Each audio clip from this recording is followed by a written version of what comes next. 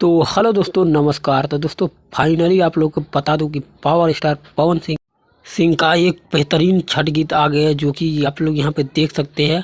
तो इस गाने का टाइटल है घटिए स्वर्ग लागेला। भाई साहब बेहतरीन होने वाला है ये गाना, क्योंकि इस गाने में जो काम किया है वो चांदनी सिंह, और इस गाने को गाया है सिर्फ पवन सिंह, जो कि मस्त जो कि मस्त एक्टर है। और बता दें दोस्तों कि ये गाने आप लोगों को सुनने को मिलेगा पवन सिंह ऑफिशियल चैनल पे, जो कि पवन सिंह का अपना चैनल है यूट्यूब पे।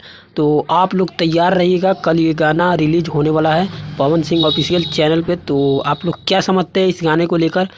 इस गाने का राइटर है बॉस राजपुरी, जो कि बहुत बेहतरीन लिखते हैं। और तो चलिए, ये नया राइटर है, तो आप लोग क्या सोचते हैं इस गाने के लिए? कमेंट में अपना राय ज़रूर दीजिएगा। मिलते किसी और अपडेट के साथ। गाना तो भाई कल रिलीज होगा, तो आप लोग तैयार रहिएगा ये सुनने के लिए, क्योंकि पवन सिंह का इस साल का फर्स्ट गाना है, जो कि बहुत लेट से आया है। और तो चलिए, इस गाने को आप लोग प्यार दीजिएगा। मिलते हैं किसी और अपडेट के साथ। बाय।